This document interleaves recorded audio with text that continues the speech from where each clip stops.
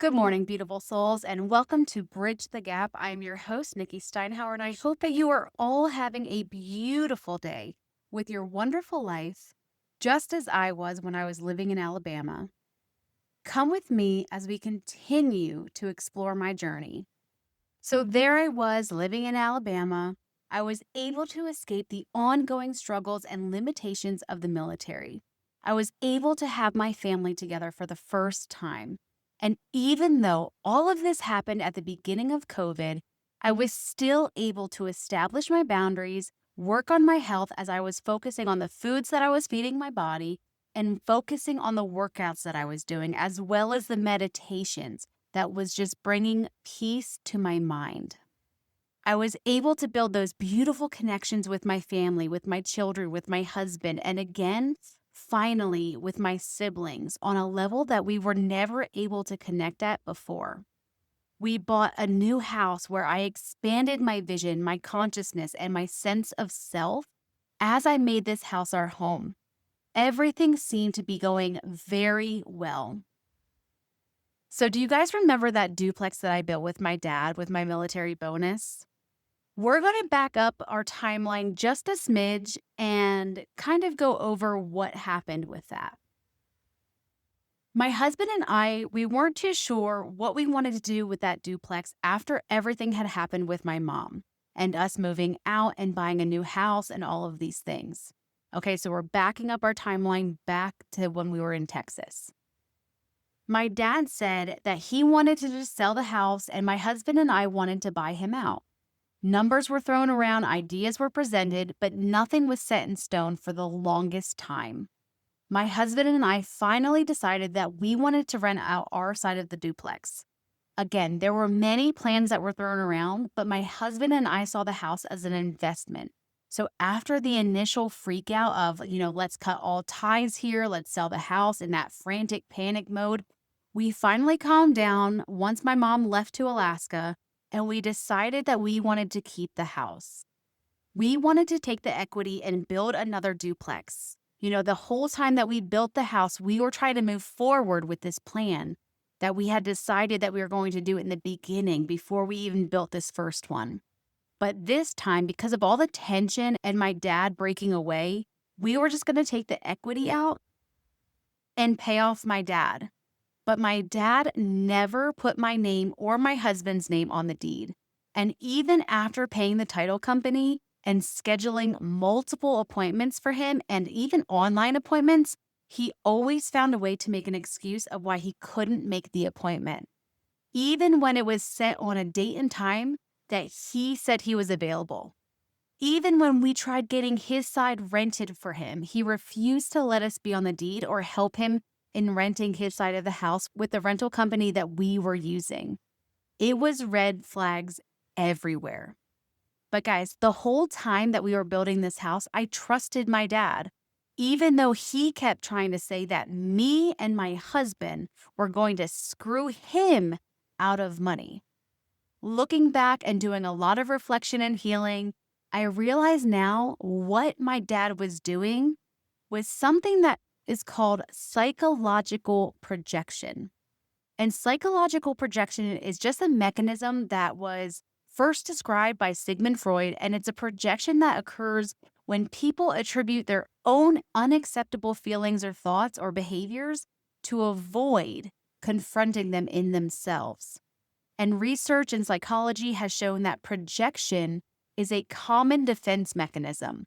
So, for example, someone who is dishonest may accuse other people around them of lying because they are unconsciously projecting their own behavior onto other people.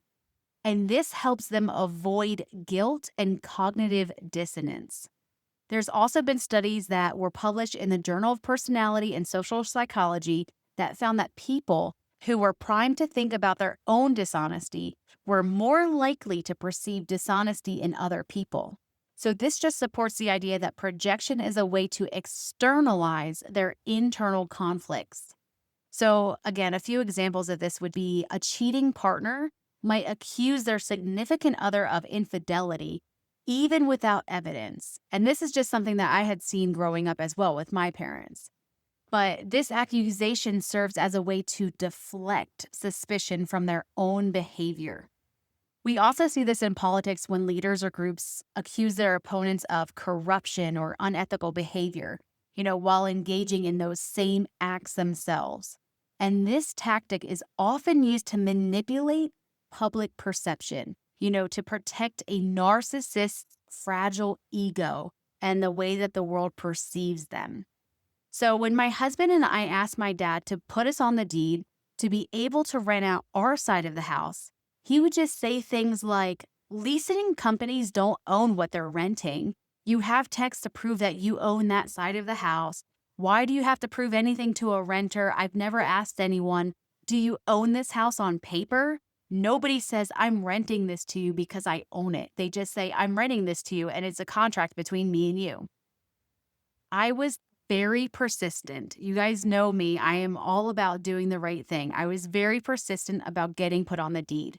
So I just said, I just need everything to be legal because if I rent to somebody, then we sell the house and they ask for the lease and it's under my name, they can throw out whoever is in the house because it's not with the owner.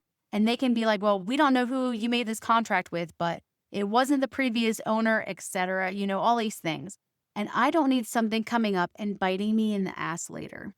I told him that everything was beginning to stress me out. And he, of course, played the victim and was like, you? So I said, yes, I have money invested. I have absolutely no say in anything because you won't put me on the deed.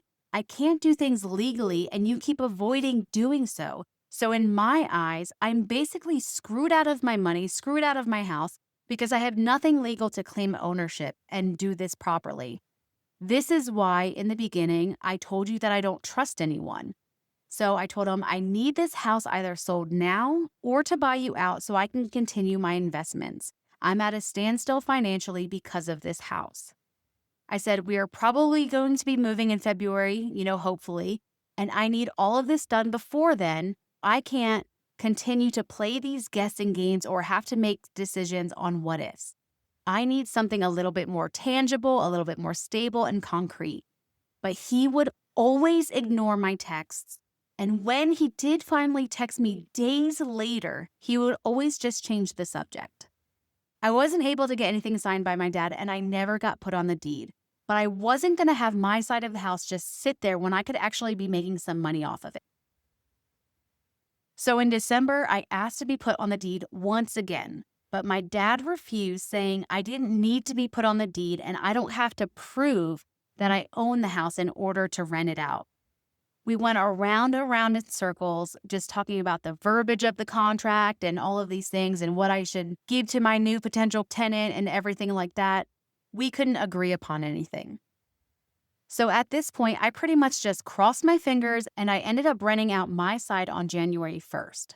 My dad had signed a contract with a real estate agent and he had told me that his contract was only until April 14th and that we would have to do the transfer of the deed once his contract ended with his real estate agent. So that made me feel a lot better. But in the meantime, while we were waiting for the contract to end with his agent, I pretty much just crossed my fingers, hoping that my dad wasn't lying, and I ended up renting my side, again, like I said, on January 1st. Even though I had my guard up, I was still trying to help out my dad. After all, it wasn't him who ruined our situation, it was my mom. But my mom had already moved to Alaska, and my dad kept traveling from Alaska to New Jersey and began to spend less and less time at the duplex, which it was understandable. I kept my distance as I was going through my healing during this time. And, his wife, my mom, she moved to Alaska. So, of course, he wanted to go see her and be with her. And he wasn't working too much down in Texas. So I just said, why don't you rent out your side of the duplex, especially because you're not spending as much time down here? I figured it would help him out financially instead of it just being an empty house. I even had a person lined up for him to move in May. But my dad continued to put off the rental process, and I'm not really too sure why. A few months go by. It's the end of April, so I asked my dad again to put me and my husband on the deed since the contract with the real estate agent ended, and we're getting close to being the 30 days after the contract ended, so we wanted to start the process again of getting put on the deed. but there was continuous avoidance and changing of the subject every single time that we spoke about it. I did also think that it was very odd at the time, but my dad continued to buy both me and my children a whole bunch of stuff. And he had packages consistently being sent to my house every few weeks. Something that I noticed that when I look back at the whole situation, I realized that his gift giving was actually a warning sign. You might ask yourself, how could gift giving be a warning sign? Gift giving can sometimes serve as a psychological or a social tool to mask guilt, to mask dishonesty, or even unethical behavior. And this behavior is rooted in the concept of moral licensing and impression management. When it comes to moral licensing, research in behavioral psychology suggests that people engage in moral acts such as gift giving to offset or license immoral behavior. For example, a study in psychological science found that individuals who performed a good deed were more likely to justify unethical actions afterwards. When it comes to impression management, showering people with gifts can be an attempt to control how others perceive them. This is particularly relevant in this case because it's where someone feels guilty or wants to appear generous despite underlying dishonesty. So an example of this is just through, we'll say, a relationship. A partner who is unfaithful, they might give extravagant gifts to their significant other to alleviate their guilt or to distract their significant other from their behavior. And this aligns with the idea that gifts can serve as a Trojan horse to mask ulterior motives. We could also see this in the corporate world as bribery, in business. Gifts are sometimes used as a form of bribery to influence decisions while maintaining the appearance of generosity. So at the time, this was not a red flag at that moment because I was unaware of what was happening. But it all makes sense now that he wanted to control the way that I saw him as a moral person, as a loving, giving person who was generous and that would never be doing something sneaky behind my back. So August rolled around and my dad had just told us that he had gotten an offer on the house. And I had reminded my dad that me and my husband agreed on paying him out, and our payout was more than what the offer he just got was. I joked around saying, "You want to take less?" And he had said that I had a bad memory and said that I only offered him a less amount of what the person is offering and told me to look back at my texts. So when I sent him a screenshot of the text proving that I said what I said about my offer, he called me a bitch. But I just laughed it off and he replied, "I thought you didn't save anything." And then he told me that he was joking about the offer. I told him, I hope that he wasn't joking about the offer because I already told my husband about the offer already. And then my dad said, "It's a bogus offer."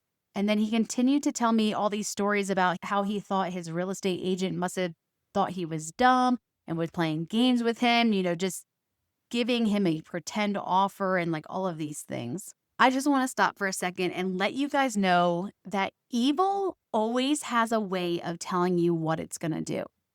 And this can happen either directly or indirectly, either consciously or unconsciously. And this concept also ties to the importance of discernment and heightened intuition during fight or flight responses. So, research in nonverbal communication shows that people often leak their true intentions through body language, tone of voice, or even subtle cues, even when they're trying to hide them. This is why intuition can sometimes pick up on these signals. This is called unconscious leakage. And then during fight or flight mode, the brain's amygdala becomes highly active, enhancing our ability to detect threats. This heightened state of awareness can make us more attuned to the subtle cues that reveal someone's true intentions. Studies on psychopathy have often shown that manipulative individuals often reveal their plans indirectly, relying on their target's inability to discern their true motives. And this aligns with the idea that evil can sometimes tell you what it plans to do, either in a subtle or in a coded way. In literature and even real life villains, they often reveal their plans either out of arrogance or as a way to psychologically manipulate their victims. An example of this would be a manipulative person might say to you, "You'll regret trusting me," as a veiled warning. This can also come as an indirect revelation through subtle hints such as changes in behavior, their tone, or actions. It can signal someone's harmful intentions. For example, a coworker who plans to sabotage you or your projects, they might start asking you unusual questions about your work or your schedule. But in my situation, when I was speaking to my dad in a joking manner, he straight out told me.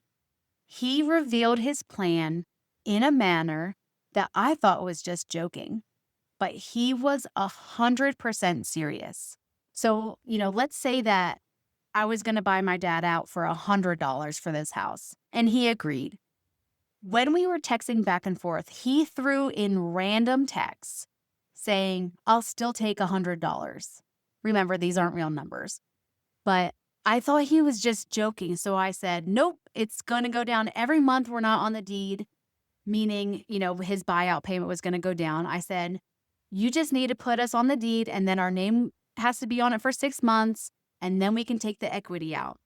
Your contract with the realtor should have ended in April. You canceled with her. We waited 30 days. Then we can do the deed transfer. And then 6 months later, we will pay you." I was like, "You could have been getting your money at the end of October, but you're just sitting on it," just joking around with him. Again, I am thinking we are just joking around about him screwing me over.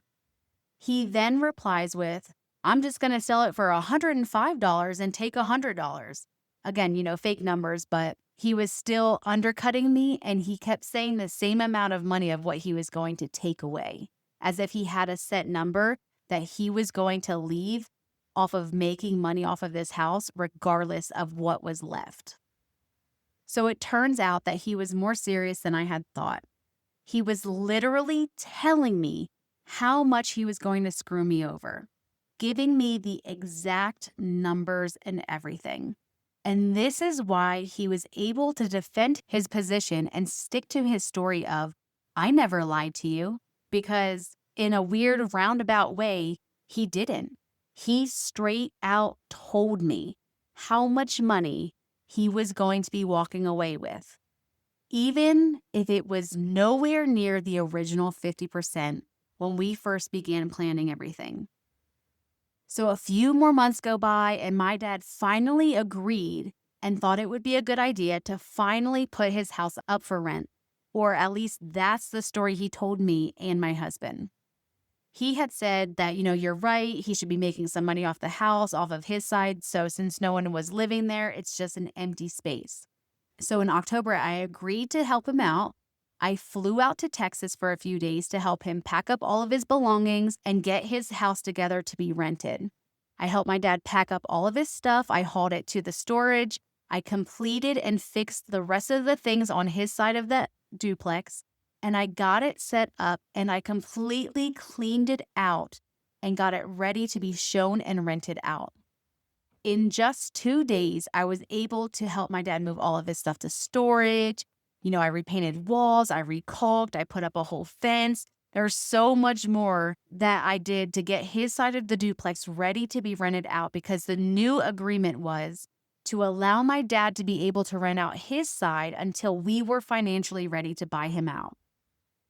After I got back home, my dad had messaged me and asked me to make sure that I reached out to the rental company and to be sure that I was CC'd on all of the emails so that we would know that she was sending us the emails and all the documentation over, because he doesn't check his junk mail and he didn't want to overlook it or miss it. So I reached out to her. I asked her to CC me on all the emails. And then about a week later, I did a follow-up with my dad to see if he got the contract yet from the rental company. And he had all kinds of issues with the way that their contract was worded, and he didn't agree with everything that was in their contract. So he never signed with them.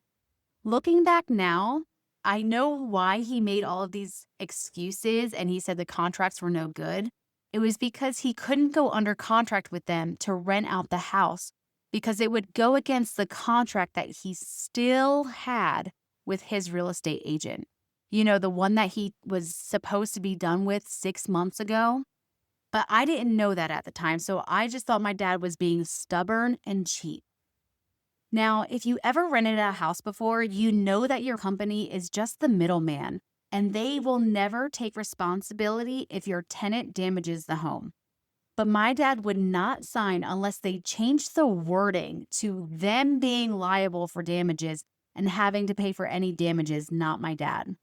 So if the tenant isn't able to pay, he wanted the rental company to pay for the damages. And if you know how they work, they are just not going to accept that verbiage and responsibility. Again, I just thought my dad was being his usual cheap self, so I thought nothing of it, except he was dumb for not renting out his side. The last day of October, 20 days after I helped my dad fix up his side of the duplex, my dad had asked me if I had a written lease with my tenant and what the terms were. So I disclosed all the information to him, thinking he was just going to keep trying to put his side up for rent, possibly privately or something like that. And he began asking, what's included with my side and any additional details like a washer, dryer, things like that. Again, I thought nothing of it. I definitely didn't think he was going behind my back, giving all of this information to his real estate agent that he never canceled with. November rolled around just 3 days after giving him all the information on my side. My dad texted me saying someone wanted to inspect both units and give a bid. He asked, if this guy's bid is doable, are you okay with me selling?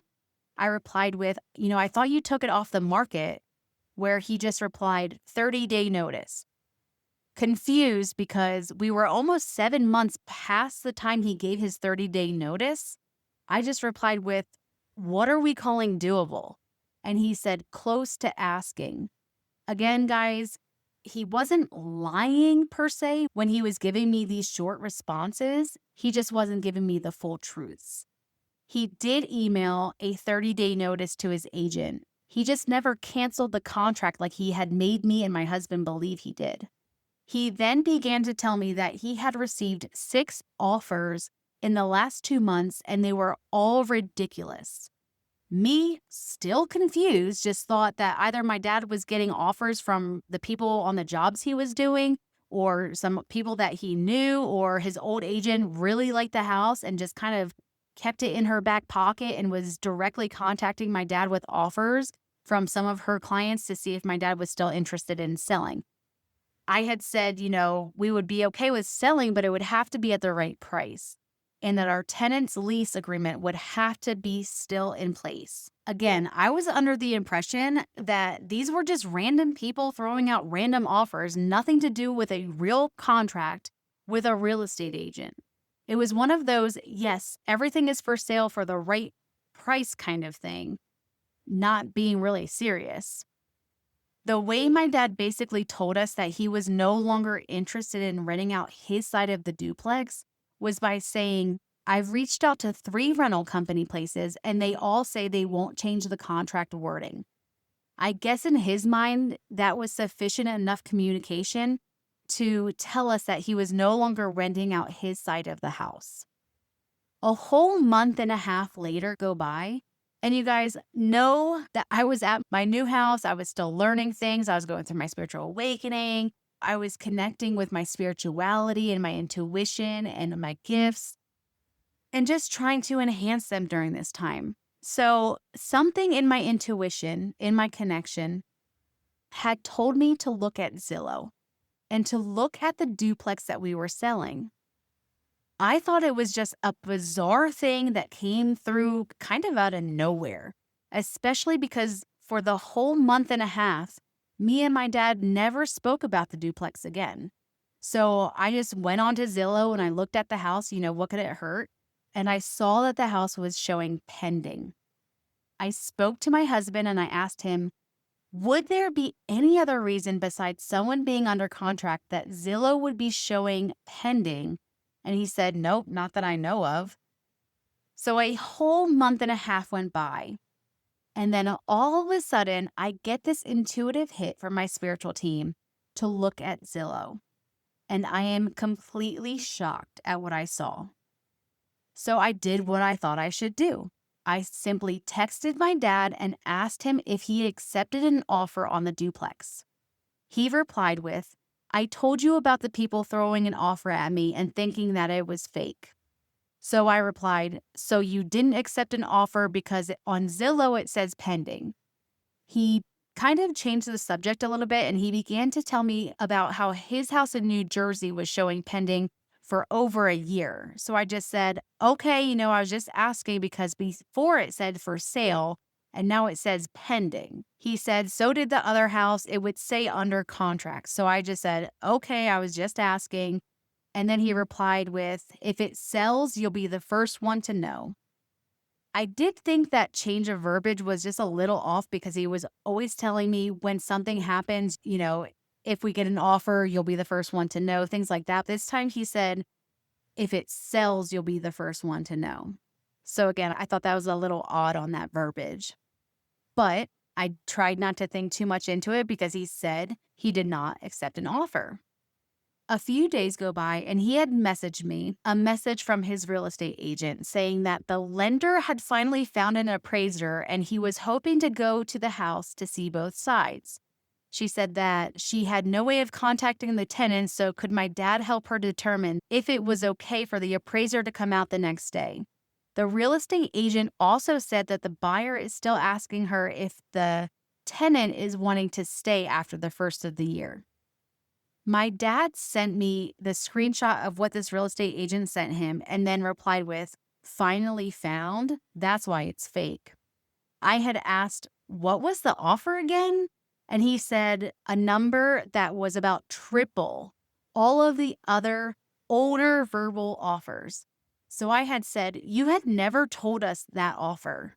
And then my dad responded with, "It was originally higher." And to go from all of these significantly low offers to around our asking price with the same agent just didn't seem realistic to me.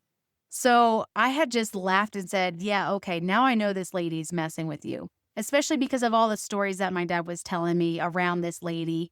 You know, it just didn't make sense that all of a sudden all of these super, super low offers and then bam, something that's triple what everyone is offering. It just didn't make sense. My dad then said it has to appraise for the offer or no sale. And then I had mentioned again, like I said, "You never mentioned that offer to me." He then said, "I got 6 offers previously, starting between, we'll just say $50 and $100.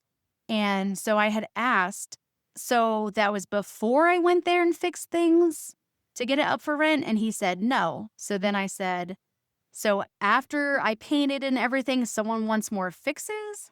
So then my dad responded with, "Yes, it seems someone never finished something that they said they were going to do." And I was like, "Which was?"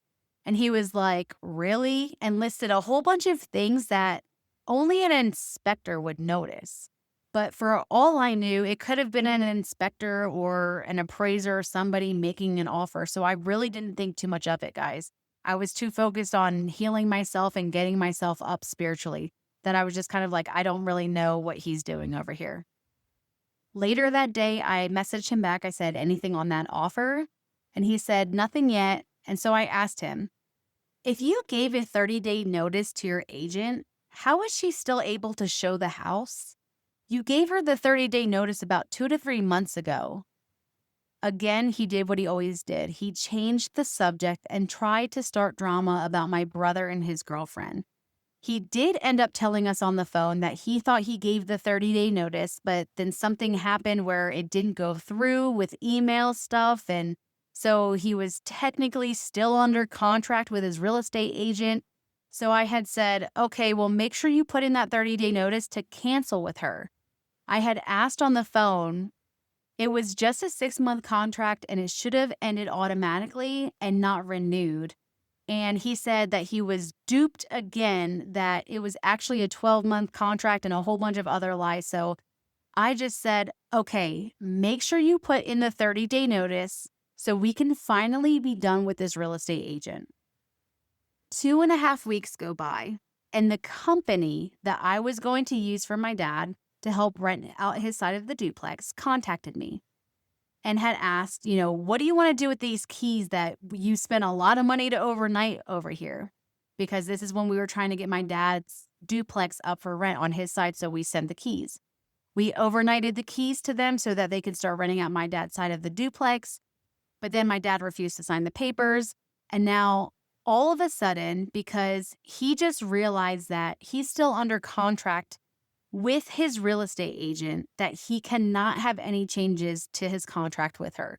So I reached out to him asking, do you want us to just put it in our name so you can start collecting rent or something? Like, I don't know what to do because it'll be the same thing as what I'm doing on my side.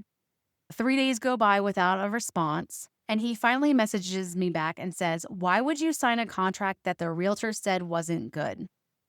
At this point, I'm just so over all of the stories and his lies, so I just kind of roll my eyes and I'm like, am I having her send my keys back? And so he had said he had already told her to send the keys to him. Granted, these were my keys for the duplex. My dad had a set and I had a set. My dad said that he didn't have the funds to overnight his key. So I said, it's not a big deal. I'll overnight my key to her so you don't have to worry about it. Not thinking that I was literally giving up my keys to the entire duplex. Another week goes by. My dad texted me to get my tenant's name and phone number to get some information from her so he could add insurance to his side of the duplex so he can get his side rented out finally. He even said that he had to put insurance on his side of the duplex because he was dealing with all of that scam shit. And so his insurance company was asking him if he was renting his side and had all of these things. So I said, okay, I had reached out to my tenant to get permission to give out her information. And she had known my dad from when he was still living there. And she's like, yeah, sure, not a big deal. I'll help him out. My dad messaged me saying she's probably going to be contacted by them and the inspector for them. So I had replied, the inspector for home insurance? When I spoke to my dad on the phone, he was saying something about forking out a bunch of money for a potential buyer for an inspection, and they had made a list of demands to fix things, and if we didn't fix them, that the inspector was going to go bring all the fixes to the city. Like this whole insane thing. I was just like, okay, I don't know what is going on here. So I had replied to him just extremely confused. What money did you fork out if the potential buyer had the inspection? You don't pay for that. And if the inspector did bring it to the city, they can't make you change anything, even if you were trying to sell the house, which we aren't.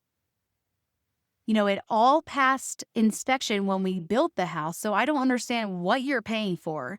And the insurance company didn't call my tenant. Some random guy claiming he is closing on the house in 2 days called her and asked her if she wanted to stay in the house so they can discuss the terms. I said, things just aren't adding up and I'm trying to make sense of it all. So then he said, I'll contact you after work. You're catching me on a very busy Monday. So I just said, okay. Again, not thinking that anything shady's going on behind the scenes. A few hours later, my tenant called me frantically saying someone called her and said that she was getting evicted and she would have to move out. And I was like, what the heck? So I told her, just give me a minute, that, all of this must be a misunderstanding and that I would get back to her.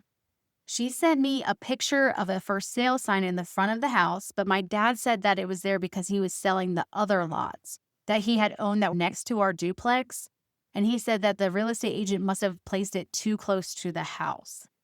Again, I assured my tenant that she would not be getting evicted from the house and that I would call her back to see what was going on because I wanted to see where the miscommunication was coming from. So I reached out to my dad again and he didn't respond. So I told him, please call me as soon as possible because my tenant is freaking out about a phone call that she got earlier and I had no answers for her. My dad didn't respond until the next day. And then he told me that he would call me at lunch and then texted, And admittedly, I was duped into getting the tenant's info and feel stupid about it. As soon as I read these words, I was furious because I just gave out all of my tenant's information and my dad was telling me he was duped into giving it to some random person. So I responded, I don't understand. How did you get duped by your insurance company about getting my tenant's information? I'm also going to need the name of the insurance company because I'm going to look into filing a lawsuit against them for giving out my tenant's information. If there's anything going on with that house, please tell me. He had said, I thought the guy was from the insurance company because he mentioned insurance. I told you I was having a very busy Monday as I'm having a very busy Tuesday. I thought the guy was from the insurance company and he wasn't. The real estate company asked me for the tenant's information numerous times and I refused to give it. So I guess the guy got my phone number and mentioned having to get insurance and needing the tenant's information. Again, the information that he gave me was so broad and unspecific that I thought the guy he was talking about was the guy from the insurance company, not some random guy who bid on our house. So I had said, so you weren't changing your insurance to rental insurance? Some random guy just called you out of the blue, asking you for my tenant's information, and you just gave it to him? That doesn't scream scam? And he said, because I was switching to a different policy for having a rental, I thought they were calling for additional information. So I asked, does he work for the real estate company? And then my dad had said, supposedly the guy it was putting an offer on the house. So I said, so this random guy who put in an offer on the house, which we never accepted, is asking you for my tenant's information. Should I be filing a restraining order? And he replied with, I told you I thought it was a scam, so I accepted the offer to see how far this was going to go. I spoke to you about this and I said, what if it sells? And you told me that if money from the house shows on your taxes, it's going to screw you up. So this has been going on for 3 months now. Do you guys like how he just sneakily put that into his text messages, so later on he could say, I told you it was going on for 3 months. And I love how he's playing dumb because the conversation that we had about the taxes that were going to screw me up that he's referencing here was if I put his rental in my name and I paid all the taxes on it while he collected all the profit. It's crazy how he picks and chooses what items and what words belong to what scenarios. So I replied with, did you call the realtor and cuss her out for giving out your information to some random dude?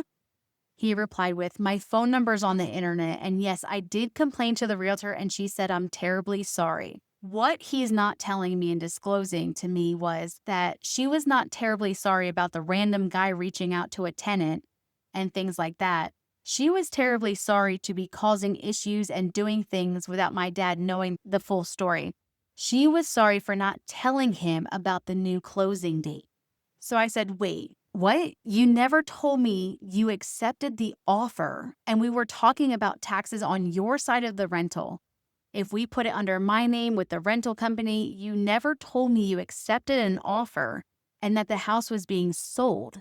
So I guess now we can't buy you out like we agreed?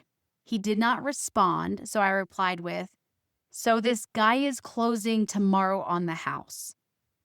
He said, yesterday was the first time I heard about a closing for this 15th, and that was from you. I contacted the real estate lady and she said that she thinks it's in the works. So I said, okay, so what was the offer? And how can she say that she thinks it's in the works? She's the agent and she knows both sides of the parties at all times and she can see the whole process. How does she think? That makes no sense. And my dad responded with, I've never been contacted by the title company. The title company normally contacts everybody asking for more information, etc. I'll know better today at lunch. I told him the title company's never going to contact the seller or the buyer. They go through the realtors. They will never contact you. He then responded, well, if it's not a scam, you'll have your down payment for your next house. I was so confused, but my intuition was screaming at me. I looked online and I saw that the house was still up for sale, still pending, but my dad had said if he had got an offer, I would be the first to know. So I just did some logical and spiritual recon, and I had found out that my dad was selling the house from under me and had been under contract for almost 2 months. I had found out the guy's name, who he was. We'll just call him Bob at this point. That he was from New York. I found out how much the offer was for, the fixes that were requested, the closing date, the day the offer was accepted, all of the information. And all this information was 100% confirmed through various sources. So I was beyond mad at this point. But I wanted to see how far my dad would take his whole charade. I was pissed. I'm not going to lie. I was pissed. So I messaged my dad. So what was the offer? He told me, and then he sent a different offer as if he didn't really know what the real offer was. So I said, so what was the agreed price? You had to sign a paper stating the offer in detail to get this far. Is that why you said you were putting out all this money? He said, I only put about $450 out, which I don't like putting money out. With no repairs other than electrical, they gave me a whole list. So I had said, so can you send me all of this paperwork that you never told me about, or email traffic that was going on because you never told me that you were fixing anything? He said, I tried to do the email traffic last night, but I fell asleep. The whole time he was making excuses of why he couldn't send me or forward me the email traffic of all of the documents and everything that was going on. And something was always coming up about it. So I texted him and I said, it took a random guy calling my tenant for me to know anything or question you because you told me I would know everything that's going on with the house. He messaged me back saying, you make me feel like you guys are just sitting around talking about all the times that I've screwed you out of money, and this is going to be an additional time. Do you see how he's trying to play the victim here? So I just said, if the closing's at least a month away on the high side for closing, you should know what the selling price is, what the taxes are, what the closing costs are going to be. Do you remember any of those numbers from the contract? Because again, he was having issues trying to send it to me.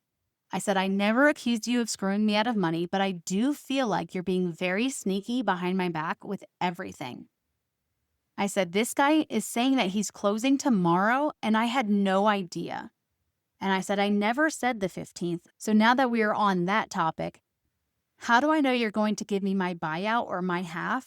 And exactly how much? How am I going to be getting my money? He said, that's exactly what I said. You're just remembering all the times that I ripped you off and think it's going to happen again. I haven't ripped you off. That's why I'm saying I didn't know anything. Nobody gave me a list of anything except for repairs. You told me yesterday that your tenant said the guy's closing on the 15th. And I said, that's impossible. If that's the case, you can sue the fuck out of your agent. But I know you, and if this guy is closing, you had to have signed a contract. That's why you're doing repairs, to uphold your part of the contract. I know you read everything you sign. I know your agent didn't just give you some random repair list and you blindly started to fix things. He said, I never said that. So I said, I have no objection of you selling at that price, but it's the being blindsided that I care about. He said, I accepted the offer and was waiting to see where it was going. Having conversations with somebody that never remembers the last thing they said makes it difficult. Do you guys see the gaslighting here? You always swear you told me something you never told me, and I'm the one being blindsided and feel stupid because of that phone call yesterday. I think I should have known about the 15th before the tenant did. Again, not feeling bad that he didn't tell me, but saying that he feels stupid because he didn't know about the closing on the 15th before the tenant did. Again, more gaslighting, and more victimization. I said, I don't think you're going to rip me off, but how are you going to send me my money? And how much are you going to be bringing me? Again, my spiritual team had already told me that he was not going to be honoring the 50%, the half that we had originally agreed upon because we had 50% ownership and that we were going to get 50% of the sale price. Even though me and my husband put in way more money to build that house than my father did, as well as paid all of the bills the entire time that we were living at that house together. My dad avoided that question by saying the title company will have to give me a detailed expenditure list. He said, I know 19% is out right off the bat. And having sold a home in Texas before, I know what the percentages are, what the real estate agent fees are, and I've been through that process already. So I had said 5% for each realtor. What's the other 9% for? He said, what kind of stupid math is that? 14% real estate tax unless it's higher or lower down there. So I said, so you agreed to pay 7% to each agent for commission? I'm just not understanding the 19%. He said, did you not read 14% real estate tax and 5% realtor plus property tax and or prorated taxes? So then I replied with, so you settled for less than what we were going to buy you out at? Also, I am required to give my tenant a 30-day notice of change of landlord, or she can sue me. So can you please call your realtor and let me know if the house is being sold? Because at this point, he was still unsure. He sent me a screenshot of his conversation with his realtor, who said that the documentation was going to be going out on the 14th. And that was in just a couple of days. That was 2 days away. And so I replied to my dad, so I have 2 days to notify my tenant of the change. Who is paying if I get sued? And does it say in the contract that her current contract is acknowledged or no? Is that why he is calling her? He ignored all of my questions and just said, you have her as a month to month, not much of a contract. So I replied with, this is why I'm pissed. I just got done telling her yesterday that everything is okay and there's nothing to worry about. Don't worry. I'll make sure I give you the 30 days notice because you told me that everything was okay. Now I have 2 days notice and it doesn't matter how long the contract's for. It's still a contract. After her initial 6 months, it turned into a month to month. Now I can't honor our contract and I'm about to get sued to all hell. And he just replied, no. I said, no to what? Explain to me how everything is laid out. I need either you or your real estate agent to send me the contract within the hour so I know exactly what's going on, so I'm not getting screwed over. If I don't have it, I will have to call Bob, the buyer, directly to see what he intends to do with my tenant because I'm not trying to get screwed over or screw her over. He said, I don't understand all of this getting screwed over stuff. And who said the tenant's getting evicted? I said, I find it hard to believe that there's 2 days to closing and you have no idea what's happening. He said, you can think what you want, but I swear to God, I did not know. He said the original contract was for November something and then December 2nd and then January date for closings. That's why I thought it was a scam. And then there was another one right before Christmas. So I just responded, I just find it hard to believe that in 12 hours, I find out that Bob, the buyer from Bronx, New York, has been under contract since November 26th and is awaiting underwriting to close on the house on the 13th of this month.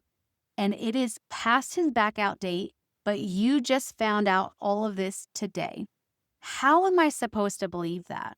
And if my tenant didn't get a phone call, I wouldn't have known any of this was happening until after it was sold. So I don't see where I'm supposed to trust anything. Again, he simply responded, absolutely. I said, you have to sign a contract in order for him to get to underwriting. So last you told us was a verbal offer. What original contract are you speaking of? We were never told that you signed a contract. He said, I told you that I received many verbal offers, not that this one was a verbal. I accepted an offer for a quick closing, and they kept pushing the day off and pushing the date off.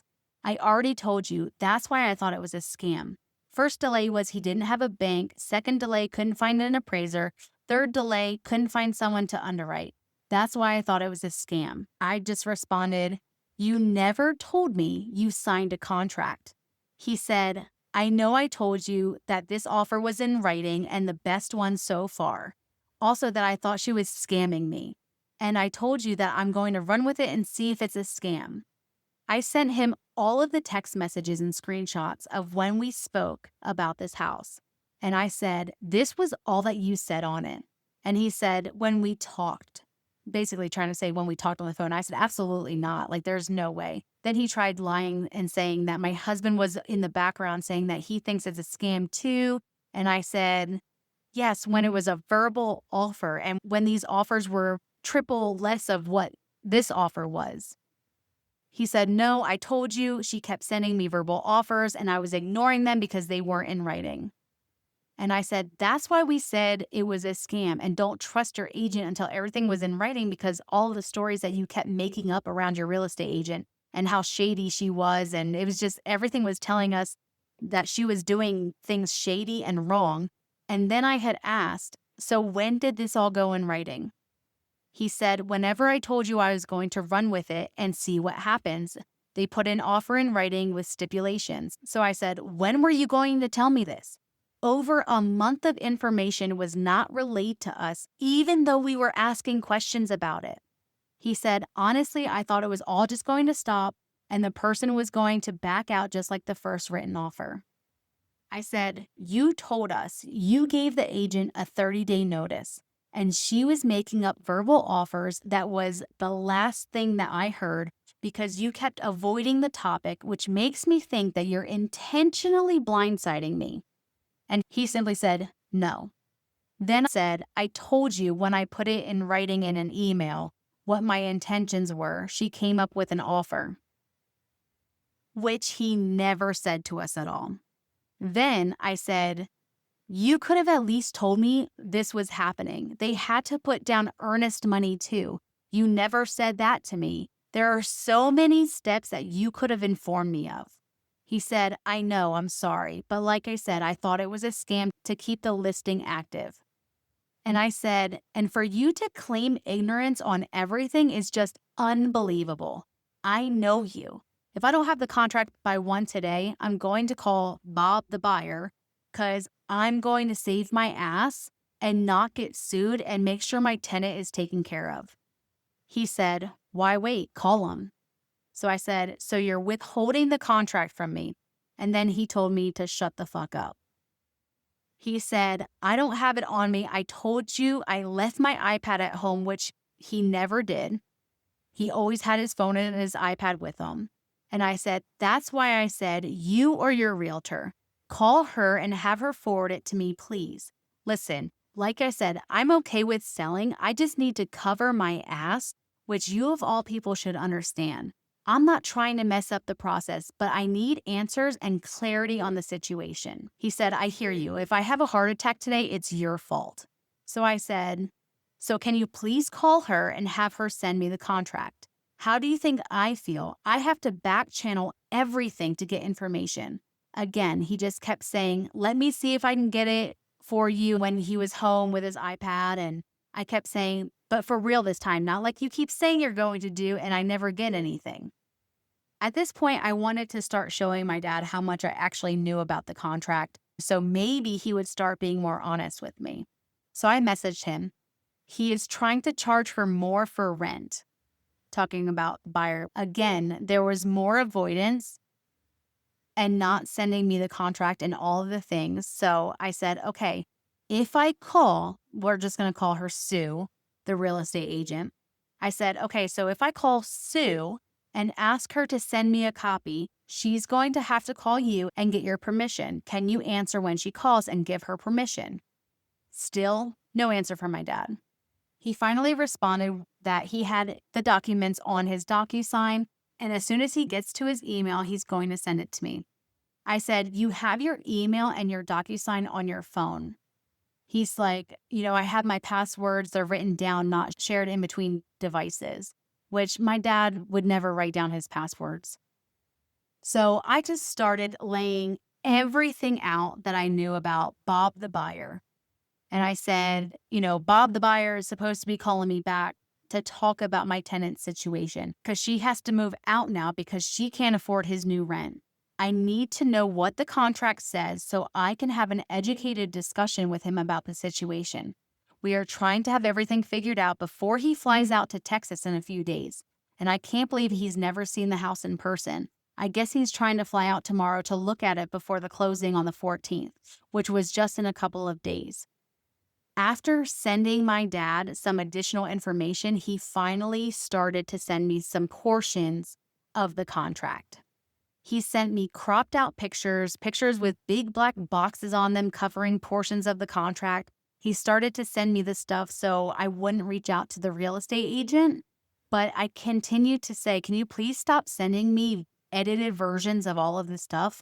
I want unedited versions, not these screenshots that are being sent out of order, half-paged, and all kinds of crazy. When I was reading through the bits and pieces of paper that he was screenshotting and sending to me, I had said, so he had signed this on November 1st, and you didn't tell me that you got a verbal offer until December 16th. But it was already a signed contract. And you were originally supposed to close on November 26th. Where are the prepaid portions? Where's the closing costs? And where does it state the percentages? Can you please just send me the full contract and all the supporting documents to my email? And then I had provided my email address. He kept ignoring me, so I was giving him more information than I knew. I said, so the offer was for, blank amount, or was it worked down to this amount after the inspection? I kept saying, hello, can you please respond? Can you please send me all of the paperwork for the house? After him not responding, I just said, so you're just going to ignore me again? He started sending me bits and pieces of the old original contract and nothing of the new ones. So then again, I just started laying out information. He continued to send me cropped versions of these old contracts, and I kept saying, I don't want these edited versions. Stop cropping them and editing them. I want the original documentation. And he was saying, this is the only way I know how to send it, which I know for a fact was not true. And I said, you can save it to your files on your phone or your iPad and send it to my email directly. I said, stop playing dumb. And he gave me the thumbs down. And since he was having such a difficult time sending me the contract, I said, okay, so then give me the password for it. Give me the password for your DocuSign so I can just access it. You claim you have nothing to hide. Give me the username and password for all the documentation. He then responded, I'm not going to spend another day of you insulting me. I said, really? Or another day of all your lies unfolding? You're stressed out because you can't keep your story straight. He said, name one lie. Tell me all the ways I've screwed you over. The only person making any money on this freaking house is you. And you have the nerve to say that I'm trying to screw you. So I had heard this one before. My dad saying that the only person making any money on this is me, not him. We ran into the same scenario when he helped me put a roof on a house. My dad had helped me put a roof on a house, and I told him that I would give him half of the money that I was making if he helped me. Some things went down because the people that I was working with did not listen to my heeds of warning. So there was a lot of damages that had happened, which forced us to spend an extreme amount of money over what we were supposed to be spending on the roof, which cut into our profits. My dad kept guilt tripping me, even though he was the one who said, no, it's fine, don't worry about it, when I was warning him. Because he didn't want to spend a couple dollars on some tarps.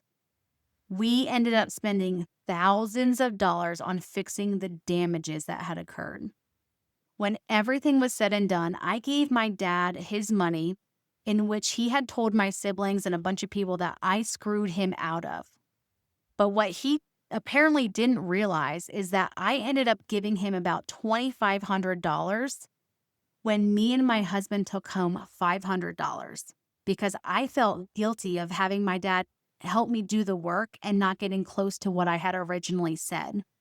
I was trying to keep my word in the best way that I could. So instead of half of the money, I gave my dad significantly more than what both me and my husband together brought home. Yet he still complained that it wasn't the $3,000 that I had originally said that he would get.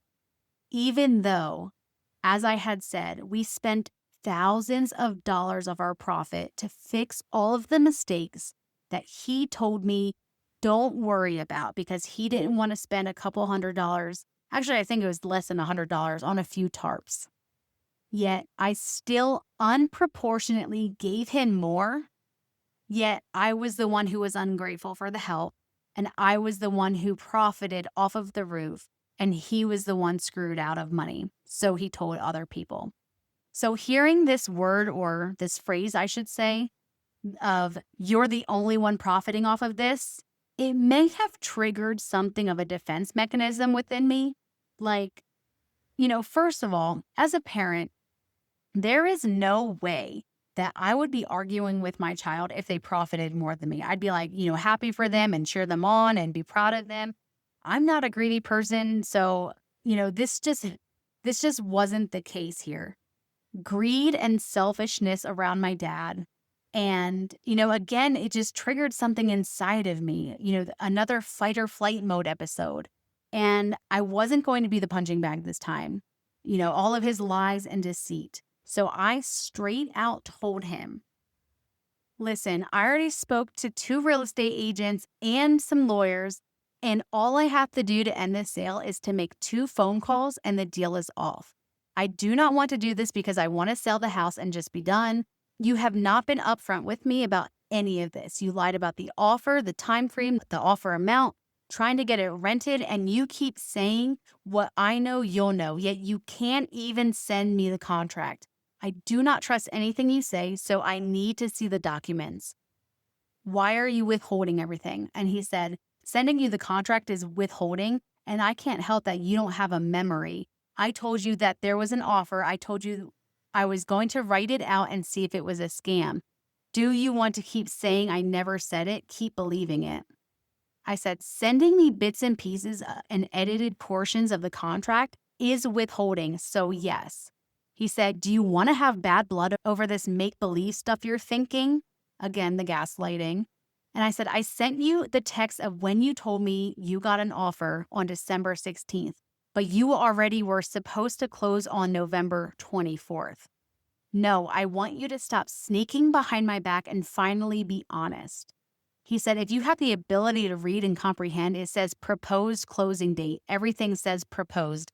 I have not lied to you yet.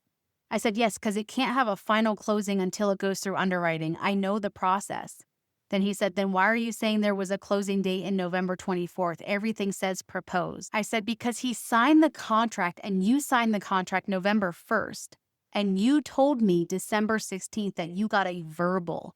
You obviously signed the contract. How is that verbal? And every time I asked you about it, you avoided me. He said, I never said this contract was verbal. I said, I got numerous verbal offers. You have a poor memory and you only hear what you want to hear. I said, okay. So then you disclosed to me that you got many verbal offers, then withheld the nonverbal offer. He said, now you're just being retarded. I said, then you tried telling me the offer was for this amount, but then maybe this amount. He said, actually, it was this amount is what I thought it was because I was going by their after realtor fee. I said, nothing in that contract shows your agent fee or wherever 19% came from. He said, you're still being retarded.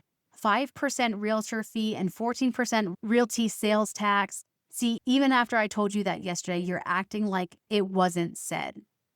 I said, I asked for the breakdown and you never gave it to me. What is the real reason you're not sending me the documents?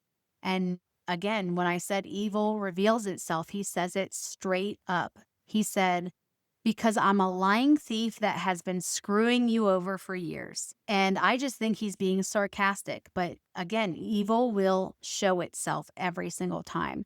So I just roll my eyes and I said, what is the reason you're not sending me the documents? Again, ignored me. So I said, so ignoring me again. Also, 90% of X amount is this amount. So after paying taxes, we will be left with this amount. So I still don't see where your offer of this is coming from. And I said, if anyone is creating bad blood, it's you. I just don't understand, even being caught, and you're still denying everything. Last chance to come clean about everything. Still no answer. I said, I have 3 options. 1 before closing, which I prefer not to do, and 2 after closing. Ball's in your court. If I don't hear back by noon, then I know you're not willing to disclose all the information and I'll have to move forward. Still no answer. I said, correction. If I do not have all of the documents pertaining to the sale of the address via unedited, uncropped PDF in my email, I will have to move forward. Again, I gave him my email address. No answer, no response. I said, so if the electrical passes today and you sent in the receipts for the electrical repairs and Bob, the buyer, walks through and accepts everything, and we end up closing tomorrow, we are talking X amount sell price minus all the fees and everything.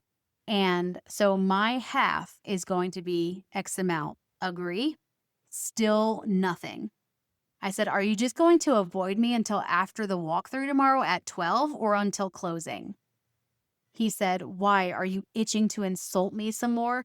I said, I just don't understand the avoidance. He said, I just don't understand the insulting and accusations. I said, I just don't understand the sneaking and half truths. And then he stopped responding. A little bit later, I messaged him at noon for when the closing was. I said, how's the closing coming along? He said, not good. The fence is knocked over. And I said, okay, what's the plan? He's like, I don't know. We're waiting on responses. I said, do you need me to take care of it? I have contacts out of there. And he's like, I'm waiting to see what they say. So I said, okay, so once the fence is fixed, we should be good. And it was just like this whole big thing of, it was scheduled for the 14th, which is today. There was just a little bit of a delay because he still needed more answers. There was a walkthrough. Everything kind of got pushed off, and then inspections and things like that. So he kept asking me some more information. And I'm like, they were supposed to have the walkthrough at 12, then closing afterwards. Like, what happened? And so he starts asking me some more information about my tenant's rent and some adjustments. He's like, they're still doing some adjusting and whatever. And I'm like, okay, yeah, sure. What adjustments? And he's like, whatever they're discussing. And I'm like, in my head, I'm like, they are discussing the adjustments with you.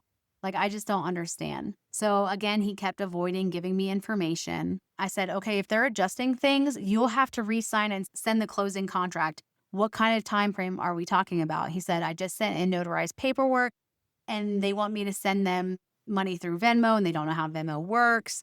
So I'm like, okay, are we talking another week? Or, did you just overnight the paperwork today? And he said that he just overnighted the paperwork. And I'm like, okay, they're not going to do the PDF for closing. Everything has to be wet signed. So when did you send the wet signed paperwork in? Just now? And he's like, no, the post office was closed, all these things. So what my dad wasn't disclosing was the paperwork that he had to re-sign was not actually something he had to sign. It was something that my mom had to sign. And I had found that out. So I had asked him, I said, so mom had to sign with a notary. Was she able to sign? So if the papers get there today, you should be funded by 10 o'clock. What is your plan for bringing me my half of my money? And again, he just ignored me. And he was just like, missing documents. And the thing is, I had reached out to my mom and asked her, did you know that my dad was selling my house from underneath me? And she swore on the lives of all of her children that she had no idea and all of these things. And I was shown that my mom had to get a notarized signature so that she didn't claim any of the profits and things on the house and like all these things. And basically saying that she didn't own the house. So my mom also went behind my back with my dad and lied to me about her knowing the whole time he was selling the house, signed paperwork and all these things, but still said to me, no, I had no idea. Your dad would never do that to you and things like that. And I'm just like, okay. The truth will reveal itself. So the house gets closed on, and I'm asking my dad, what's the plan for you coming here and giving me my half of the money and all of these things? So again, the house was closed on, everything was good. And I was trying to see how my dad was going to cash the check, or if it was direct deposit or whatever, and how he was going to give me my money. What my dad didn't realize was that I had spoken to multiple people that he had grown up with and lived with and things like that about this whole situation. And I had asked, do you think my dad would actually take my money from me? Because that was the message my guides were giving me, that he was not going to give me the 50% profit. And so I had reached out to many people, and they were all like, yeah, your dad screws over people all the time for money. Like, it's not new with him. That's what he does. He screws his employees over and all of these things. And I'm like, okay, so do you think he would do it to me? And they're like, honestly, I mean, every single one of them was like, well, honestly, it's just a natural thing that he does, but I would never think that he would do it to his own child. And I'm like, that was my thought. So I'm like, I'm hoping that he wasn't going to screw me out of my money. So then I just started asking, what is your plan? What is your plan after you cash your check? And he said, I'm taking it one step at a time. And I'm like, okay, are you giving me my half of the money? And he's like, I'm cashing the whole thing. And I'm like, of course, like, duh, why would you only cash half of it? But I'm like, yes, after you cash the whole check, are you going to give me my half of the check? And he's like, I don't understand a dumb question. Are you a hard up for money right now? Do you need me to Venmo you or something? And I'm like, I don't understand the avoidance of the question over and over again. He's like, because it's dumb. I said, you took away my income with the rental. So yes, my family will be struggling now. And he responded with, gay. I said, it's not dumb. It's a question you, for some sneaky reason, won't answer. And he goes, here we go again with the insults. I said, yes, it's so gay that you took money from my family. He said, so you don't want your portion of the money? I said, it has been over a week since closing, and you still have no idea what you're doing, or you're just not disclosing that information for some reason. You won't answer simple questions. I just don't understand the insult. Unless you're talking about taking my income behind my back, then trying to hold my half of the check, yes, that is an insult. Yes, I want half of my money, not portion, half. And then he continued to say, the person who has the least invested is always the one claiming to be the one being ripped off. All of his responses are just solidifying the messages that I've been getting with my spiritual team. I said, least invested? Really? So you are trying to scam me out of my half. He said, LOL, see, nothing has happened and you start accusing instantly. I see that you just want to argue, so I'm not going to entertain. I said, so if you're not scamming me, are you going to give me my half of the check? Again, he was avoiding, he didn't respond. So I said, okay, avoiding the question again. So you're not going to answer the question? And he said, you're creating a whole story in your head and asking me the same questions over and over. You just want to fight. I said, no, I want an answer. I want to know why you went behind my back and lied to me and accepted an offer and kept me in the dark until I found out 2 days before closing from a stranger. I want to know why you didn't ask me if I wanted to sell instead of our original plan of us buying you out. I want to know why you kept making up excuses for 2 years to not put us on the deed, which is obvious now, I guess. I want to know why you took money from my family and now I can't pay my bills next month. I want to know why you are trying to play dumb, why you won't answer any of my questions. You say, when I know, you'll know. So I guess you're still deciding if you're going to give me my half. You're the one creating drama. Will you or will you not be giving me my half of the money? He said, I already told you I'm giving you your money after I cash the check. I can't keep answering the same question just so you can argue with me. And granted, like I said, this has been a week after closing. So he had already gotten his money and done all these things. This is a week after closing. I said, you keep saying my money and avoid saying half, which makes me believe you're trying to scam me out of my half of my money. He said, the only one trying to scam someone is you. If I give you half of the money, then that means you expect me to pay all the taxes, all the fees, the rent that I just paid back. So who's scamming who? I'm done with this ignorant conversation. And I said, okay, now we are finally getting somewhere. So now we can finally have an adult conversation about it then, instead of you ignoring me. I said, what have you paid for that you're looking to get reimbursed for? I said, so that's $350 for the rent that you paid. What taxes and fees did you pay for? I said, you said $450 for electric repairs. I just need to see receipts for that. What else? Again, I'm messaging him. He's not responding anything. I said, so are we not discussing this? A whole day goes by. Did you end up going to Texas today or are you going on Sunday? 3 days go by. He asks me for my routing and account numbers so he can send it to my account. Me stupidly, I give him my account and routing numbers and the name of my bank and everything. And I said, how are you depositing it into my account? He just kept saying, I don't know. The bank teller needs all this information. I said, who needs it? And he's like, maybe direct transfer or whatever they do. The bank needs the information. Don't stress out about keep looking at your account over and over. It won't happen until the end of business day. And I'm like, okay, well, any transfers or payments that go into my bank account, it usually shows pending right away, but then it's not going to be available until it clears. So I said, can you please send me the receipt from the bank teller? And then he just goes off on all the information that the lady gave me this morning was for somebody who had a bank account at their bank. So I have to deposit it into my bank account and then transfer it to you. So I said, okay, so then are you doing a transfer or are you just bringing me cash? He said, I was planning on bringing it to you, but then you guys made it bad. So if I transfer, I have a receipt and everything. So I said, okay, then you're going to deposit the check into your account and then transfer the money to my account. Is that your plan?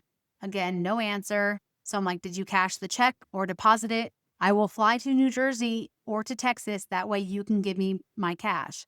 He said, I cashed it. I'm flying to Jersey now. So I said, okay, don't deposit my money.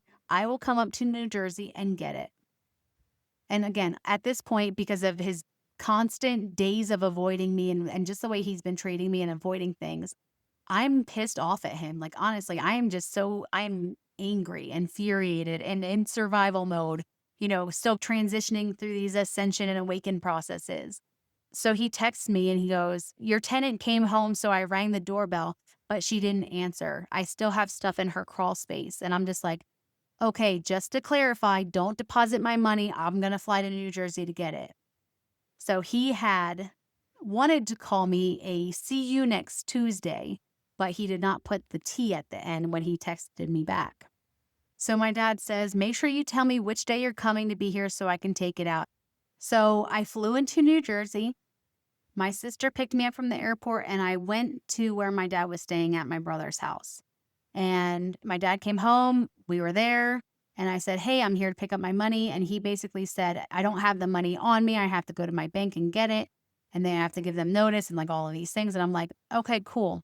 And he's like, okay, just meet me in my job the next day or at his bank. So that way he could give me the money. And I'm like, okay, I'm tired. I just traveled in. I am going to go back to my sister's and I'm going to go crash. And then I'll meet him at his work tomorrow and collect my money and be out of here. But he had messaged me at 4:00 in the morning saying, you do know it's weird that I asked you to tell me that you're coming so I could have the money out. Then you pop in with like a gotcha moment. You drove in heavy traffic just to come here and say, let's go home. I'm tired. That's just bizarre. And in other words, he was taken back that I would just show up and be in my power to take what was mine. And I said, it was last minute. I didn't think you put the money in your bank account yet. And he's like going off about how he doesn't trust my brother's house and things like that. So I'm like, okay, whatever, I understand. And he said, he had texted me saying, please come up with a number that you will be happy with so I know how much to take out. So I gave him a number, given all the portions and everything that he had given me with the taxes and stuff. I gave him a number significantly, I'm telling you, significantly less than half. That way, everything was taken care of and all the like bits and pieces and real estate tax and like all taxes, we gave him like thousands more after all that was paid off. And he responded with, so we are still not going to be realistic. So I said, that's less than half, and that is my number. He said, since you guys are hooked on this 50% thing, please write in detail the exact 50% that you guys gave. And I will write in detail the percentages that I did. We can discuss this tonight, then I'll take the money out tomorrow. I won't be arguing over text while I'm at work. Basically, he was trying to buy his time because I said I was leaving the next day. And I said, my sister already said she's bringing me to you at noon. I don't have time to play games with you, and I have a plane to catch. We will show up at noon. He said, I also told you to contact me when you were coming. I don't have time for games either. I said, I am here. You said last night you were giving me my money in front of my sister today at noon. He said, you showing up unannounced isn't my problem. And I said, okay. And I told you last night I was here and you agreed to pay me today. I don't see the issue. He said, the issue is you guys not being realistic. You guys keep talking about an agreement that you guys know you didn't stick to. And I said, okay, I'll be at your job at noon to get my money. He said, okay, you'll be leaving empty-handed without an agreement. I said, don't waste my time or my sister's time. Just give me my money so this can all be done and we can go our separate ways. He said, that is why I want an agreement. I said, we had an agreement from the start. I'm not going to change it.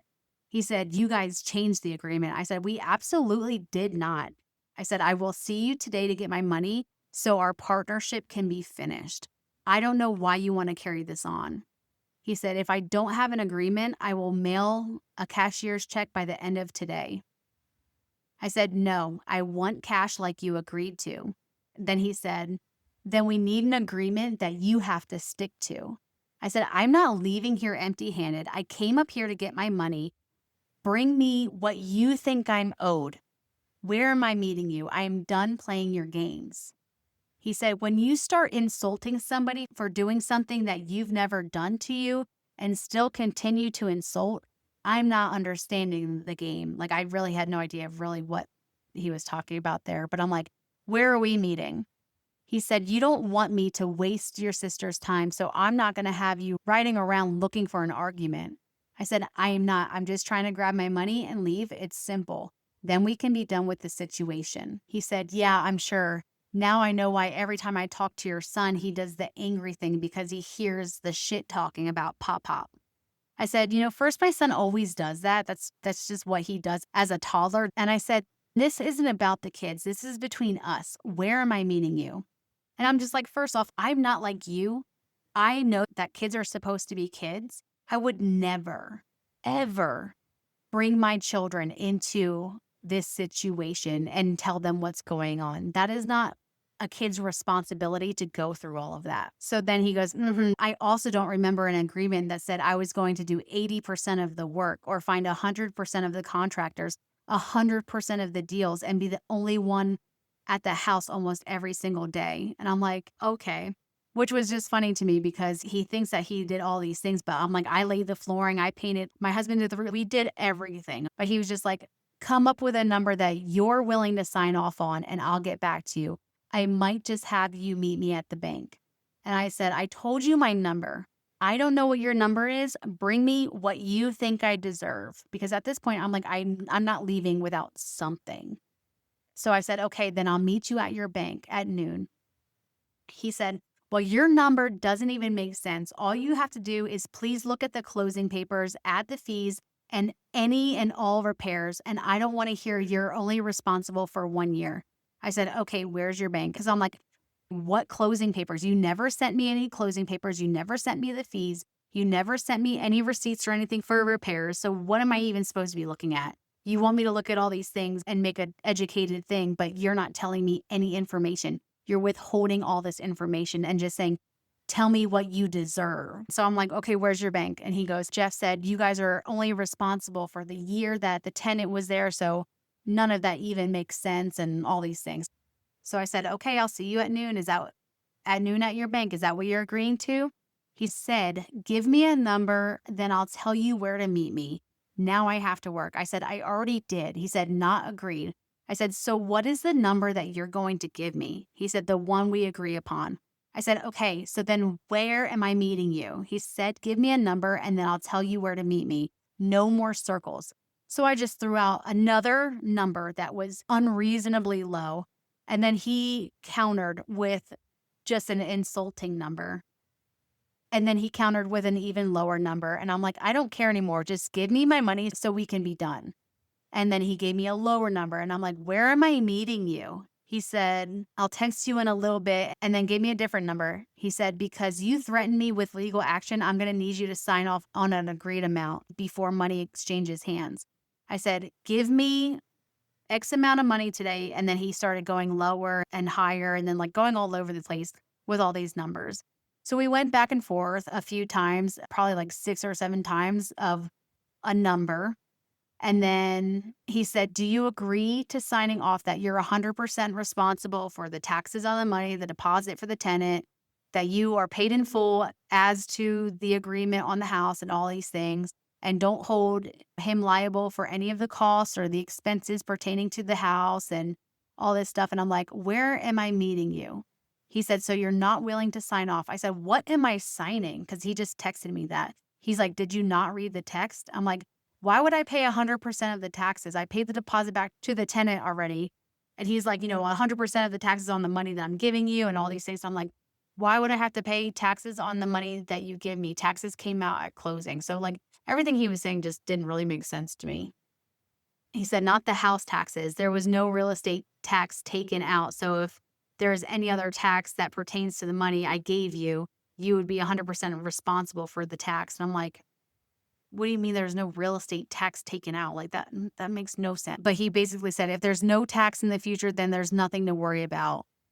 And I was like, okay, then you're not responsible for any future taxes. I said, I'm not paying for you to take money out of your account. Like, so I wasn't sure if he needed to pay a fee or something like that. And he's like, on my money, yes. I said, if your bank is taxing you to take out the money, he said, the bank doesn't tax it. The government does. Banks charge fees. And I'm like, okay, I'm so just exhausted with this conversation that I'm just like, okay, so you were already charged all the fees up front when you got the money. And if you're giving me cash because I told you not to deposit my money, then okay, what fees or taxes are you speaking of? He's like, neither do I. But if something arises, you would pay your part. If any taxes or fees arise in the future, you would be liable for your part. So I'm like, yeah, okay, sure, I'll pay my taxes on my part. So where am I meeting you? At your job site or at the bank? I said, meet me at your bank with the money at 11 and then have the money in front of me and I'll sign. So he sent me the PDF of a contract that he had written up. And so I told him, I'm not signing anything until I get the money and it's counted at the bank. He said, that's not how it works. You sign and then you receive. And I'm just like, oh my gosh, again, just give me my friggin' money so I can just end this relationship with you because this is just tiring. So then he asked me what our ETA was. I said 10 minutes. And then he's like, a little heads up, I'm on my way would have helped. I said at 11 o'clock, I'd be there. He's like, you say a lot of things. I'm here. Were you joking about 11 o'clock? And I'm like, my sister took a wrong turn, so we're behind a little bit of traffic. And he's like, okay, well, you're just going to have to come back. And I'm like, no, we're right down the road. Like, we're less than 2 miles away. And we got stuck at a light. So he's like, what color car are you coming in? I told him my sister's car. And then we did the exchange and I signed the contract. And that was the last interaction that I had with my dad for almost exactly 4 years. From January 27th, 2021 until December 2024. And my dad said, I told you, you would be the first person to know if we got an offer.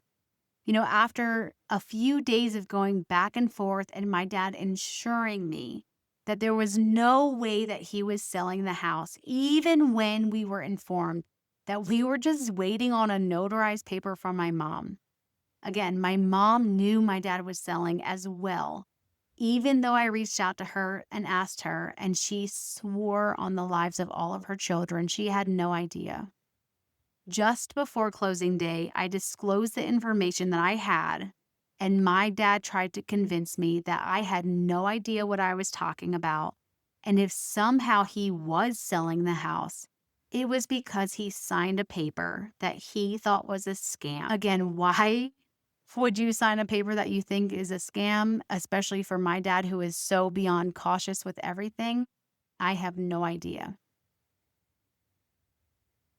I was just completely taken back at the thought that he thought that I was just going to fall for all of those lies. And the continuance and avoidance of answering any of my questions, just the rude comments on how I had no idea what was going on or what I was talking about. When I asked, when would I have my half of the money, he just kept responding with portion. I will bring you your portion. He just kept avoiding saying half. When I flew to New Jersey and confronted my dad, he said to meet him at his work the next day and that he would bring me my money. He texted me later that and said, give me a reasonable number, a number you think that you deserve. It was just so exhausting. And at that point, like I said, I didn't care what he gave me at that point because it didn't matter what I agreed or said. He just kept going down and down and down in the number. And again, like I said, I flew all the way up there. I wasn't leaving empty handed. And to be completely honest, it would not have mattered if we made $10 off of this house or if we made 100,000 million cajillion billion dollars off of the house, okay? The fact of the matter is that he consistently lied to me, tried to play mind games with me, manipulated words, told half truths, and tried to convince me that I had no idea what I was talking about, saying that I don't know where you're getting your facts and information from, trying to make me believe that I was delusional once again. And his excuse for not giving me half of the money was him just saying that I never did as much work as I said I was going to do, and that my husband didn't do as much work that he said he was going to do, and that all of these random fees and fines that he was paying, and everything was just so secretive and incomplete. But the reality is, the consistent lies and deceit were enough for me to put up a permanent boundary with my dad. I was never delusional. My intuition and the messages that I received were 100% factual. The way that I was told things would play out by my spiritual team, they played out exactly how the messages came through to me. And it was in that moment that I knew that I could not push my intuition off or ignore it anymore. It's so funny because so many people say, you cut your dad off because of money. And, again, I just have to laugh because God only knows what he's telling other people. And that's okay. That has nothing to do with me. He had told many people that the reason he didn't give me more money was because he got fined for not having like the grass cut on some of his lots that he owned in Texas when he was living in New Jersey and for some random things. But when I asked why he thought I deserved less, I was never given a list until way after everything went down. And most of it didn't even make sense. Again, I just laugh at the grass vines because, for one, they had nothing to ever do with when we were building the house or anything like that. I also cut my dad's lots, many of them, multiple lots, for years. And I never asked for a dime. He got a fine one time because my mower broke and I wasn't going to push mow half an acre being 9 months pregnant. Remember, it was just me and my kids. I was pregnant. And I would be loading up my lawnmower using my gas, putting my lawnmower onto my trailer, cutting multiple of his lots. And again, I never asked for a dime. The whole time my parents lived with us, never asked for a dime. When we moved into the duplex, I paid the bills. I had always been over giving and overextending to help my parents out, always at the cost of my own well-being and the well-being of my own family. Yet to him, he believes that I cut him out because of money, or at least that's what he tells everybody. Not anything had anything to do with anything he's ever done. No, of course not. All of the memories I have in my head are just fallacies and delusional anyway. Just like my business that I created, the business of helping others heal. To my dad, energy healing is a fake business based on false beliefs designed to scam people out of their money. Probably like that scam document that he signed to sell the house from under me. He has said that anyone who falls for that spiritual stuff is delusional. And in case you guys haven't caught on yet or noticed, the whole world is delusional except for my father. But that is completely okay because I trusted the universe and I started my business when we moved to Maryland. Again, against all the criticism, the mockery, and the hate for what I do, I still opened a small office and my life was so beautiful. It was quiet and drama free. I connected even closer with my siblings and with their significant others, as well as my nieces and my nephews. It was such a beautiful time. I felt in control of my life and at peace in my life. My kids finally felt at home and integrated within the community. But, of course, Uncle Sam had other plans. My husband had gotten orders, and my spiritual team told me that I had to move to Wyoming because it was an important part of my journey and that if I wanted to grow, I had to go out there. So I trusted. We moved out to Wyoming to start over yet again. I opened a downtown office for about 6 months, but was only able to work out of it for about 2.5 months. I started seeing new clients, teaching meditations at the local coffee shops, and on base for resiliency days. Things started to pick up surprisingly quick. And then I got a call, a devastating call from my sister. A call that we will go into detail about next week. So, if you thought this conversation was a shock, then I'm not too sure you're going to be able to handle what we're going to be going over next week. Ultimately, though, my journey so far has been one of resilience and transformation.